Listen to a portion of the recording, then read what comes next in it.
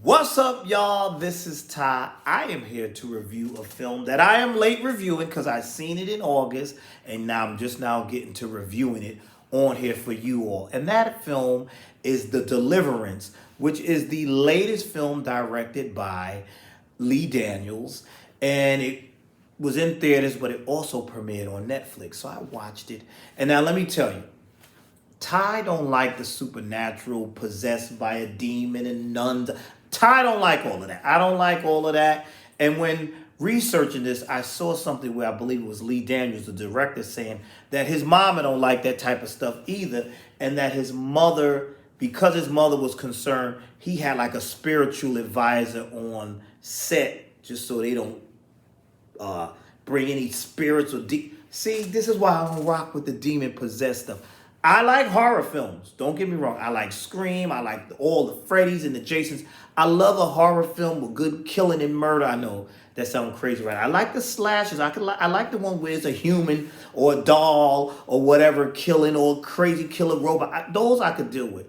But it's something about when you got the priest and the demon and say that supernatural demon possess. I don't rock with those. The exorcism and all the exorcist and all, I just can't rock with those. Oh, the nun is possessed. It was some film I can't remember. It was some little boy and he had it. I can't rock with that.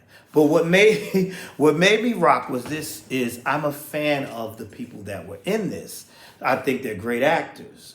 So, this film stars Andra Day, who played in The People versus Billie Holiday, which was also directed by Lee Daniels. And I thought that was great. We have Monique here.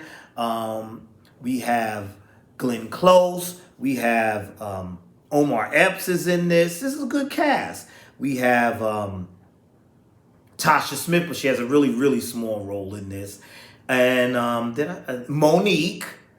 It's a good cast. Great actresses, great actors, good stuff. So let me give you the premise. The premise: Audra Day plays Ebony Jackson. She's an alcoholic mother of three children, separated from her husband, and she's tough. Instantly, I connected. I like that where I can connect with a character. They got us to who she was. She showed us who she was. She's tough. She don't play. She can be violent, but she really loves her children. But she's falling on hard times.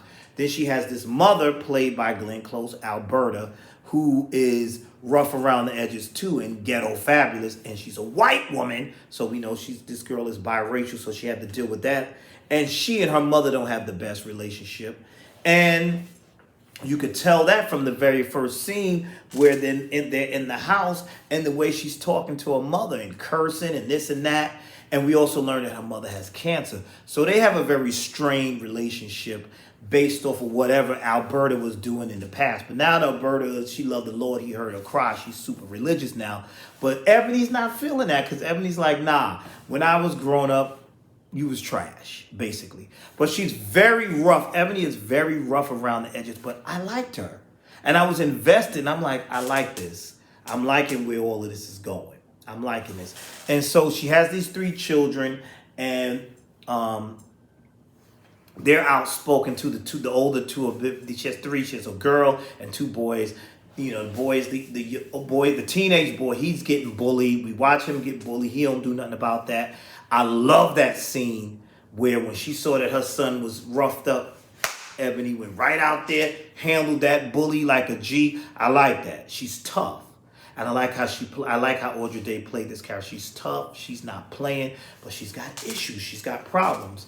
Meanwhile, while all of this is going on, her youngest son, Andre, he acting weird because that's that demon. He talking about some imaginary friend, and this imaginary friend is that demon. And then they slowly letting us in on that because they showed us the family dynamics. They showed us the estranged relationship that Ebony has with her mother, Alberta. They showed us how she's trying to hold everything together. Alberta has cancer. And we learned, although she has issues with her mom, her mother's insurance didn't cover everything. Ebony's now paying out of pocket for these things. And, they have that thing going on. And that was I was like, okay, okay. I'm liking this. So now we're slowly getting into the little boy. He's acting weird and staring off into space and all these things, but they don't know yet that this is a demon going on in there. And so then we're introduced to Monique's character, Cynthia Henry, who is from child services. She's a child services worker.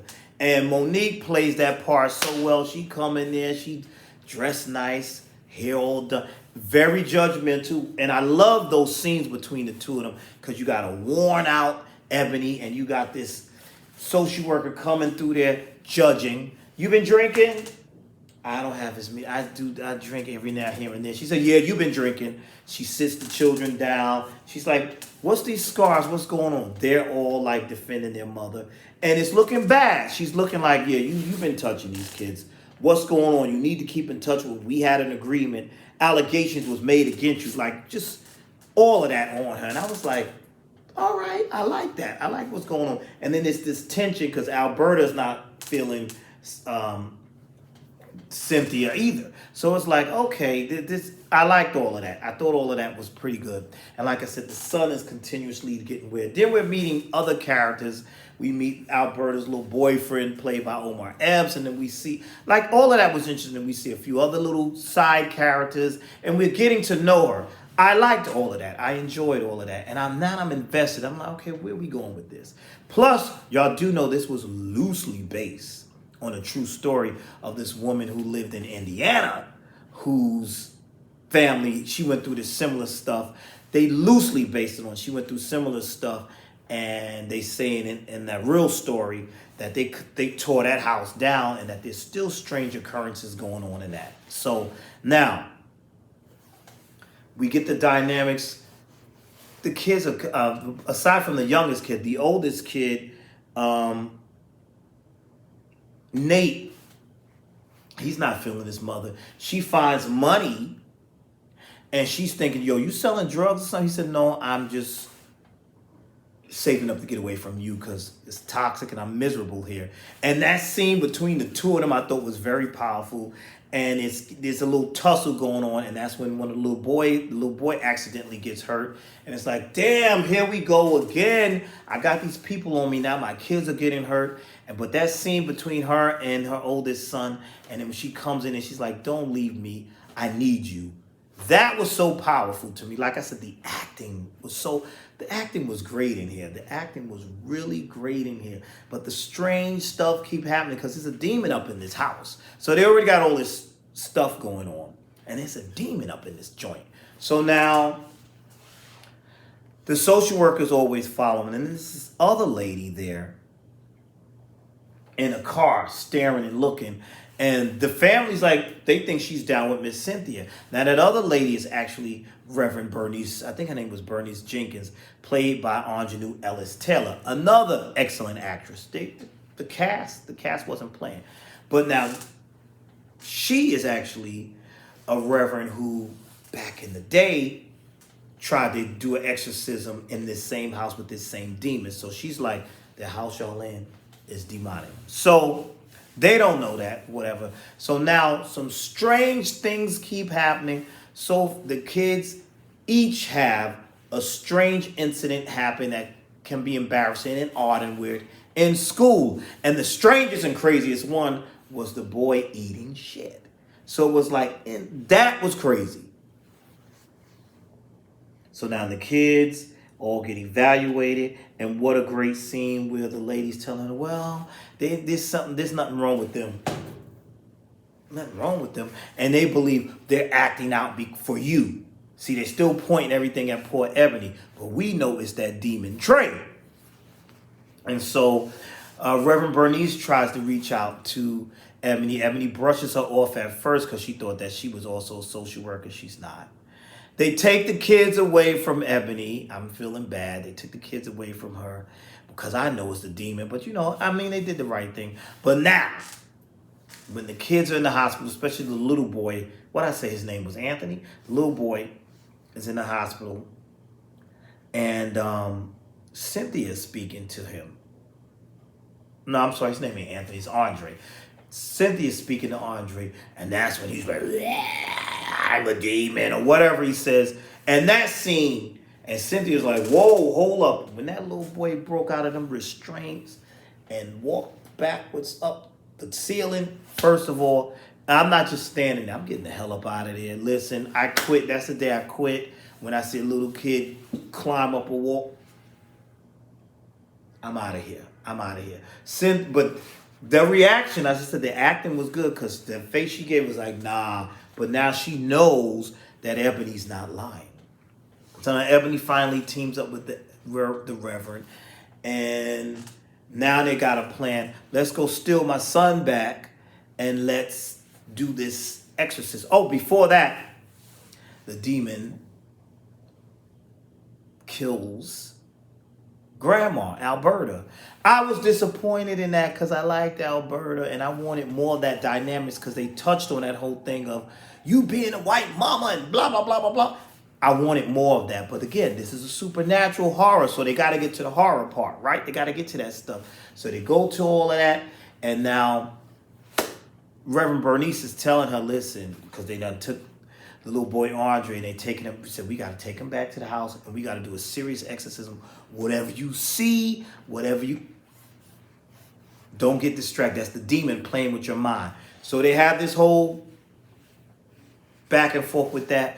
Now, that scene, the Reverend, first of all, if you fell the last time, Reverend, would you come in here now? She fails again. I'm like, well, what we needed you for? You failed the last time. Now, I failed you. You gonna have to do that. Would have pissed me off. Because you're the one, you're supposed to be the expert at this.